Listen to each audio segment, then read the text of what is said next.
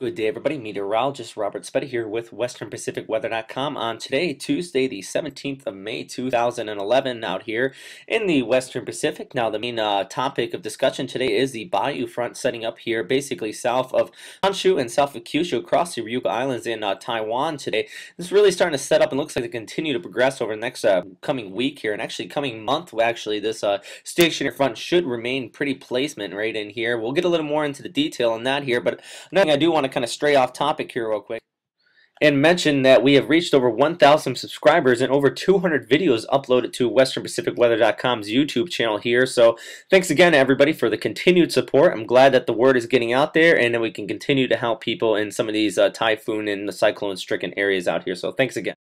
But looking back at the stationary front here, and it's actually starting to develop into a low just east of Honshu. But overall, this is caused by the basically the troughing in between the Westpac High located out in this region and the Siberian High or the Asiatic High up in this region here. Actually, if we look at JMA's analysis on it, what I just described is really quite clearly depicted here with the Asiatic High ridging in towards the southeast here, and the Westpac High kind of ridging off out here towards the Philippines right in here, a little troughing break right in here just over Luzon. But overall, though, basically the boundary of low pressure in between those two areas of high pressure continues to linger right in this region, and that's what's causing widespread precipitation and widespread cloudiness throughout the region today. Seeing some thunderstorms in the this morning here in Okinawa, and also this afternoon up here even in the Kanto Plain near Tokyo, and even still currently still happening here. We have a few isolated thunderstorms out here near the Sagami-Wan, out here along the Kanto Plain, along eastern Honshu here as well, all associated with the stationary boundary just off the eastern Honshu. And as I stated, this could last several weeks. This is actually the Bayou season going on right now here,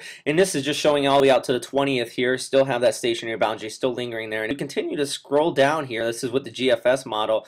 You do see it kind of weaken, then when the reef forms up here again, especially on the 23rd into the 24th, it really starts to form up here again, and especially by early June, it looks like this is really going to remain in place here as well. So this is what we call the rainy season here in Japan. You're really going to continue to see light rain throughout the day, many occasions here, and especially see some pretty deep developing lows every 3 to 5 days coming off of the stationary boundary, and these form up basically when major shortwave troughs come along here off of Asia here and kind of pick up the stationary boundary. It's Pedersen rule basically states that stationary boundaries will develop up when you get upper level support, and that's kind of the basic of that rule, and that's really what develops here and what kind of spins these off towards the northeast here, just south of Honshu. So definitely the rainy season starting to work its way in here in Japan. Now the main reason as far as tropical activity here is once this Bayou front really kind of gives way, that shear overall associated with the polar front jet is really going to start to lift back north, and by the time that happens, by mid to late June, all of this high amount of wind shear here associated with this jet, and that's all associated with that frontal system right in here, it's really going to lift north, and that's going to improve the overall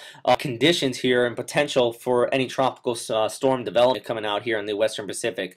Also, I do want to mention INS 98 Whiskey sitting under this 5 to 10 knots of wind shear here south of Guam. Very disorganized area of convection right in here, basically kind of lingering down here south of 10 degrees north, so really doesn't have too much Coriolis, but if it does drift off towards the northwest here, it's going to run about this 20-30 knots of wind shear, so I really don't expect too much development out of this. None of the models are picking up on it as well, but if this shear does kind of back off here and it does make off into this weak area of troughing right in here, you could see some more burst of convection coming out of this, but I really don't expect anything from tropical depression to tropical storm to form up out of it. But that is all for today, everybody. Thanks once again for your continued support out here. Definitely making over that 1,000 subscriber mark is really kind of a great accomplishment, at least for me. I know on YouTube, you don't really see too many channels make that high, and you do see a lot of channels do make higher than that, but it is really kind of a minor accomplishment. So thanks again for all the continued support out here. As usual, if you have any questions, comments, or suggestions, you can always post them here on the YouTube channel or at westernpacificweather.com, or you can also email me if you have any questions you want to put out in the open forum right here. So